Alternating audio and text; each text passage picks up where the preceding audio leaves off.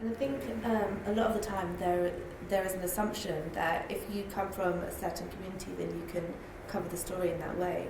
And I think for me, I come from a Punjabi background, but that doesn't necessarily mean that I have access to all of, to everything that our community has to offer, because, I'll be speaking to like my musti or my mum, and I'll be like, Mum, can you just provide a quote about this? And she's like, no, I'm not a representative for that community. So even for us who are aware of things that are happening, I still really need to have conversations with people from my community that don't already exist, and that's why it's really important, because again, like what we were saying, is that bringing stories to mainstream media that know nothing about your reference point is still only half the work.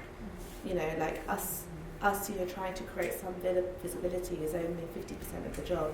The other 50% has to come from those resources, because otherwise what will happen with like that example, this Australian example, is that you'll see something on Facebook and then it will start going viral, and then everyone's covered it then. So if we picked up a story that's like 4 or 5 days late, that's not a relevant news story for us. It's already, everyone's already seen it. That's not news for us. So So in a way, if the Sikhs are relying upon social media, then they're kind of shooting themselves in the foot when it comes to print or to other media, because to a certain extent, yes. I mean, it's good on one hand because it shows you that this is, really relevant things that are happening in the community. This is a thing. Sometimes that's the conversation that you have to have with commissioning editors. But also, if you're seeing a celebration from something that happened last week, it's really difficult for me to cover, because I'm never going to write a story saying, last week there was this great, here's some pictures from this great festival from last week. That to me is like, great, when that happens next year, I want to cover that.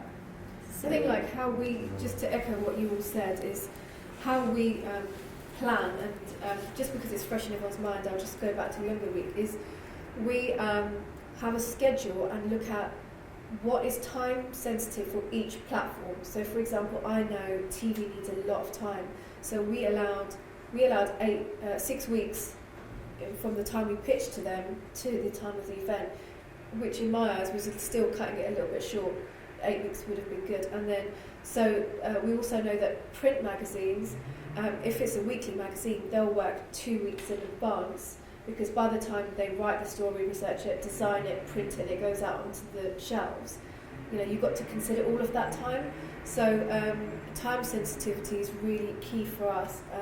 And then I understand what you're saying about social media, but I think if there's a buzz generally, because normally I find that if I send a story to a journalist, the first thing they'll do after they've read what I've sent to them or the conversation I've had is they'll Google it.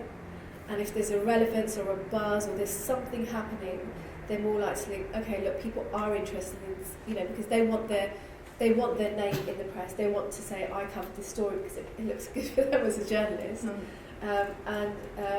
They're picking up on something that's pretty new. So I think time sensitivity